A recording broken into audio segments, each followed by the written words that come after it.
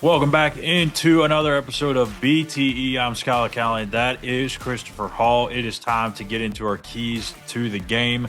We'll have a more in-depth episode, obviously, tomorrow on the Walkthrough Game Day show with Eugene and myself, breaking down the game, making our picks for the week, talking some other things around college football. But this is Chris's opportunity to get his thoughts in on the game since he won't be with us on the show tomorrow. So, West Virginia, Iowa State, top 15 team coming in here to Morgantown on Saturday at 8 o'clock. The Coal Rush. Everything just seems like it's going to be an awesome atmosphere, awesome environment, a huge opportunity to prove yourself in the Big 12. But we've seen this before, right? Like we've seen these opportunities arise, maybe not necessarily under Neil Brown, but we've had these opportunities pop up and West Virginia just falls on its face more times than not. How do they avoid that happening before we get into the offensive defense thing, part of this, the mental aspect? What's the number one key for them mentally entering this game? You can kind of look at Penn State, right? They were a little over anxious. Big opportunity right off the season to kind of get some attention nationally. And again, they kind of fell flat on their face. And again, you can credit Penn State for a lot of that. They're obviously just a better team and a better program at this point in time.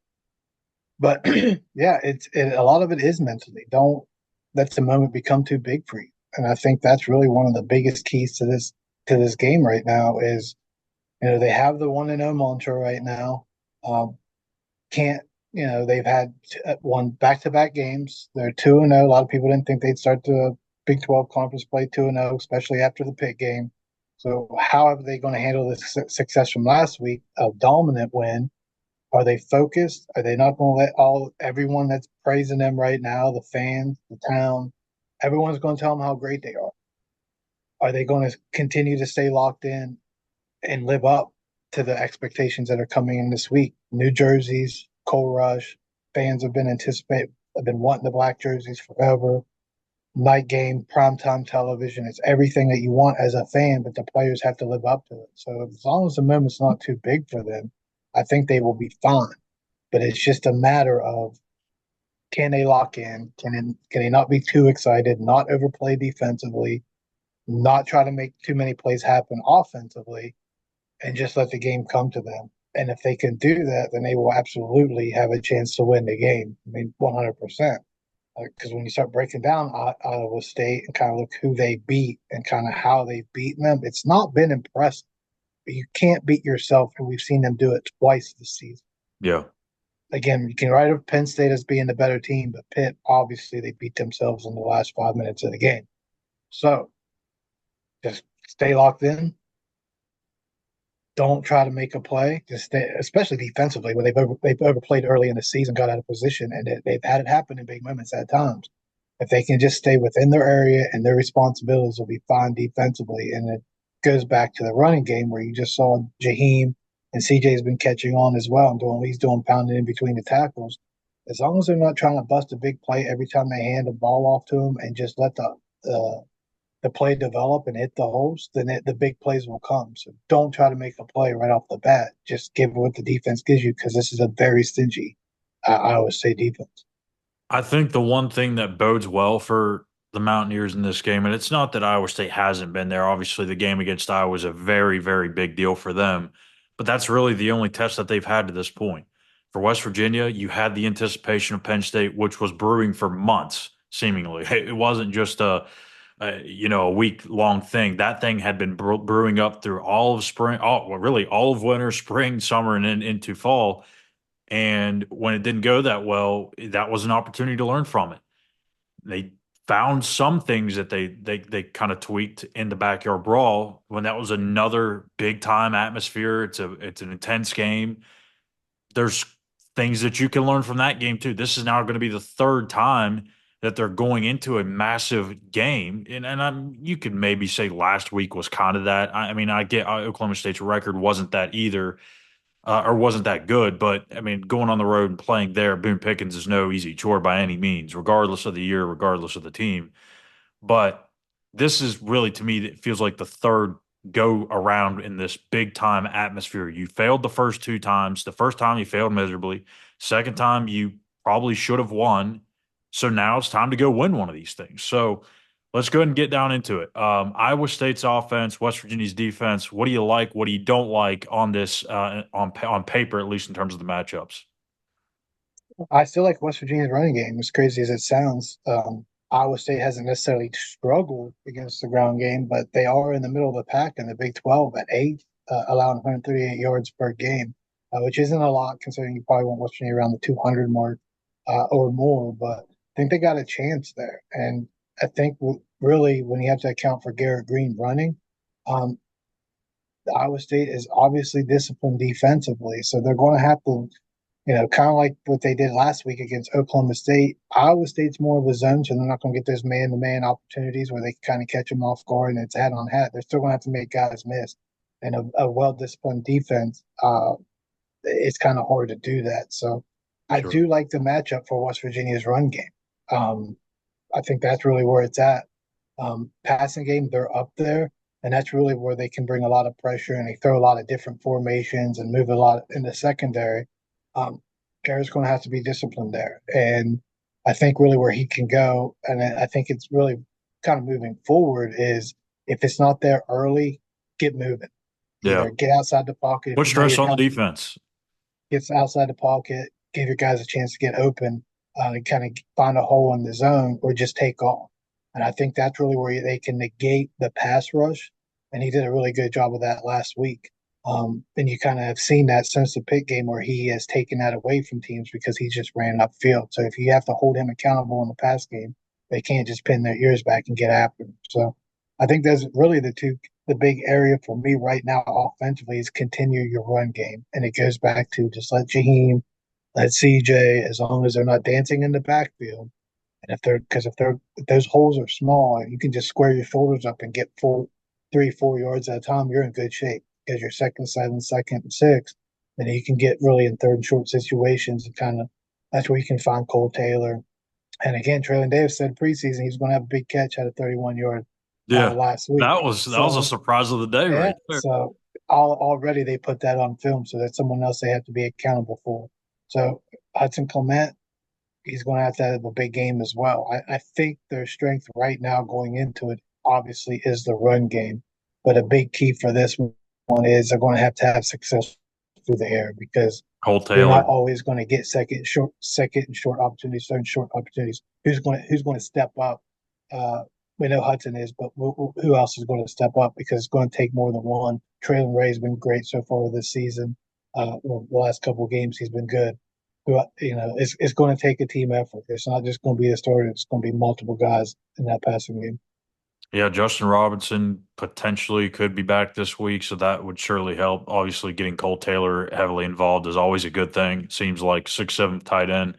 Um, Probably coming off one of his better games as a blocker too, so that's encouraging to see. It's really encouraging for Justin Robinson because Yeah, Iowa State defensively in the red zone has not been great. So and when you have a 6'4", 220-pound receiver, it's pretty good size advantage there, especially when you have Cole Taylor too. If you have to have two big long guys that you have to guard, you got to pick your poison, really.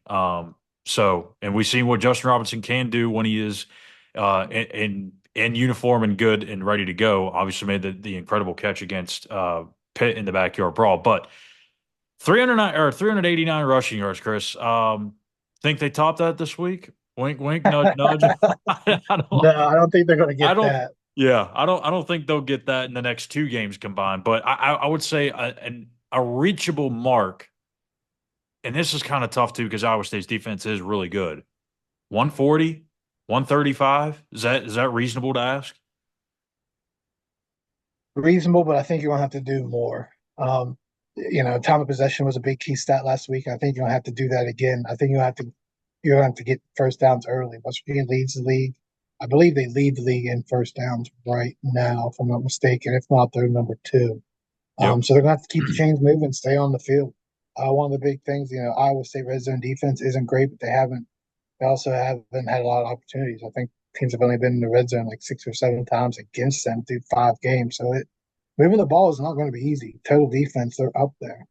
They got a great pass defense, and again, it's going to rely on Garrett. So Yeah, they may not get the passing numbers they want because Garrett's running so much. And we've seen last week, even if Garrett's not in, you have Nico as well. And as much as high as I am on Nico right now, I don't know if he's ready for an Iowa State defense Yeah. be thrown at him. I'm not sure Garrett is ready right now. So they may really simplify it for him where he's got one or two reads and then he might just be taken off running. So yeah, we've talked about Penn State. They did not execute the way they were. You can't have missed assignments this game. Like that's just not going to happen. Iowa State's going to take advantage of 100%. And as cliche as it sounds, turnovers are going to be monumental in this game. West Virginia has found a way to turn over teams in the Big 12 so far. That was like kind of their bugaboo since Neil Brown's been here, but they're finding ways here in the second half and Big 12 conference play. So that's going to be key for them defensively. Win the turnover battle, get some turnovers, take care of the ball. I think really the big key of the game, win field position. Don't let analytics dictate you to have to go for it at midfield. Just keep Pause pinning them right back. there for 1 second because I don't know if you've been paying attention to it, but on ESPN, at least when the games are on there, they have that little analytics says fourth and whatever or fourth and five or less, go for it. Is there ever a time where the analytics doesn't say to go for it? I think it says go every time. There was a time I think it was like fourth and seven from the 40-yard line in the first half, and it said fourth and seven or less, go for it. Like, what are you doing? No, you kick the damn ball. Like, I don't understand where I they're think if pulling you're these in the numbers 30, I believe if you're in the 35 or inside the 35 or more or whatever, you can go but not for from it your because own. that's in that weird position. Now, if you have Michael Yeah, Hayes, maybe you can get a field goal out of there. But but not your own 40 though. right. That's ridiculous. Analytics can prep you. I'm not a big fan. Analytics can be used, but analytics doesn't know the feel of the game. Analytics Exactly. doesn't know what's going on around the field at that time. What your So defense is looking like on that get on that. absolutely. So, yeah, if you need points and they're scoring in bunches, even then, at some point, you got to say, well, then you're just giving them a short field and you're really killing your momentum at that point. Exactly. Momentum is probably dead anyway. If you have to punt out, especially put it in the end zone, you're going to get a 20-yard net gain there. But yeah, they're going to have to move the ball. And I think you have to win field position early. You don't necessarily have to score early, but you have to win field position early because over time, if you're staying at midfield while they're staying backed up in their own territory, you're going to find a play to get you in the scoring range, at least a field goal, and you may break one for a touchdown. Easier to break a 50-yarder instead of 80, 70-yard. So I think field position is going to be key early. And I think if you can keep them on the field and kind of wear their defense out early, it's going to give you a much better opportunity in the fourth quarter. Well, much like I don't anticipate West Virginia running for 389 yards against Iowa State, I don't think that they're going to be holding Iowa State to what was it, 36 rushing yards like they did to Oklahoma State last We week got a either. three-head monster over there. Yeah. So let's talk about that three-headed monster and that offense geared by Rocco Becht, the son of former Mountaineer Anthony Becht, who will be honored this weekend as a WVU Hall of Famer. So what do you see with this offense? It in a lot of ways it kind of looks like what West Virginia wants to accomplish. Yeah, just from what I can tell, they've kind of lacked explosives um, at times, and it's kind of hard to gauge it because when you look at this team, we go back to the schedule. Who have they really played? You expect Baylor to have a good defense, but everything statistically tells you right now Baylor's not good defensive. Iowa, again, it's kind of like the backyard brawl, right? Let's throw away the statistics. It's a rivalry. None of that matters. So who else is on the list? North Dakota, right? So Arkansas State, right. So you're not dealing. They Houston, don't have a rank. They have a rank win technically over Iowa, but Iowa got steamrolled by Ohio State, which that happens to a lot of teams. So it's kind of crazy through 5 games, and we're both looking at West Virginia and Iowa State like, well, who are they really? Like, it's just with usually transfer portal, yeah, with transfer portals and just everything that's going on, so much roster turnover nowadays. Seems like teams really aren't getting in the groove till the back half of the season. If you're improving throughout the week, at each and every week, that's kind of what you want, regardless of what era you're in. So you know, can they slow down that running game? Absolutely. It proves it last week. They're one of the better. If you look at it statistically, West Virginia's been better rushing defense than Iowa State. And if you look at the teams West Virginia has played compared to Iowa State, you would have to say that's far more impressive than what they've done so far. So I think they can slow them down. I think, with Rocco, can you rattle him? Yeah. Can you put pressure on it with the offense and make him forced to have to And make hey, plays? The there one, there's the tough thing about a Campbell led team is they don't get rattled easy. Like you're not sure. going to force them into mistakes, but you may be able to offensively if they can put points on the board. The one thing that West Virginia has had going for them is the pass rush. If you can get to him, contain him because he can use his legs, then you get them behind the six, just like they did Oklahoma State. Then you're going to have a really good chance of success. And again, you're going to win the field position battle and hopefully give your team a better opportunity to score points. So I think it's just, back to kind of keep things in front of you and make them nickel and dime them way down the field. And if you can start them second, 11, 10, 9, 8, I think you're in the positive direction. But that running game, there's three of them. You're not going to worry that those running backs aren't going to get worn out. So they've done great defensively, and Josiah Trotter is just getting stronger and stronger and stronger each and every week. So that it's going to be a battle for up in that front seven, and I think they're up to the task. I don't think they're going to have a dominant performance like they did last week, but I think they 100% that they can hold them under 100 yards.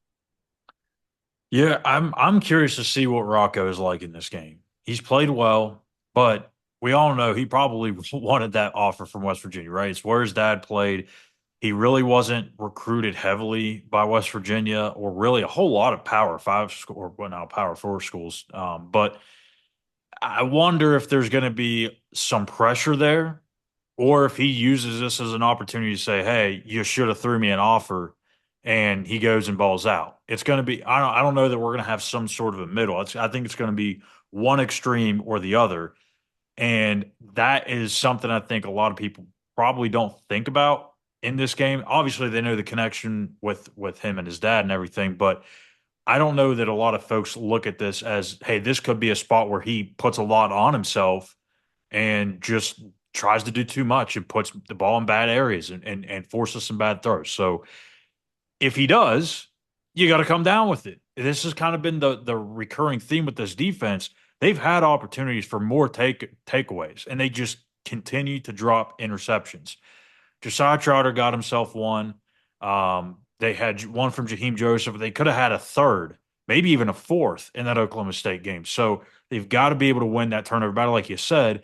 But it's also just getting into his head too. Even if he doesn't throw an interception, if he's putting the ball in bad areas or holding on to the ball too long, then that front seven is going to get home. Yeah, and I think that's going to be critical is getting pressure on him. And again, you're going to have to contain him. I mean, he doesn't Yep. have blazing speed, but he is deceptively fast. So, and we've seen they had trouble with that early. They haven't had really that much trouble. They were able to lock in kind of Jaden Daniels. Alan Bowman really wasn't a threat, but this is another one that's going to be a threat. So they've had plenty of film of what not to do in non-conference play, and it seems like they've learned from it. They've been more disciplined up front, so it'll be interesting. More guys are getting in the mix on these sacks right now. And if two sacks last week against a team that only gave up one through the first what Yeah. was 4 or 5 games they had played. Two sacks doesn't sound impressive, but it is impressive against a group like that. So they're going to have more opportunities this week. It'll be interesting to see how Oklahoma State kind of tries to slow down. Slow down. Are they going to be max protect? Because that will also play in West Virginia's favor He'll probably use a if they lot of three tight max end protect. sets. Sure. Yeah. So I assume they're going to try to run the ball.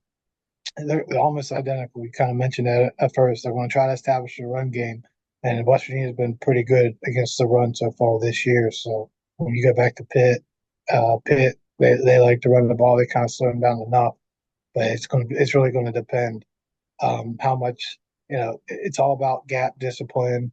Talked about that earlier. Mentally, just stay within your assignment and they will be fine. And I think it applies to, both the run and the pass. Stay disciplined, stay in your gap, stay in your hole, and let the defensive line just work to get in the backfield. And I think they will be able to slow pass game. But Rocco is just like Garrett is the X factor of the offense. I'm surprised Yep. it's quarterback.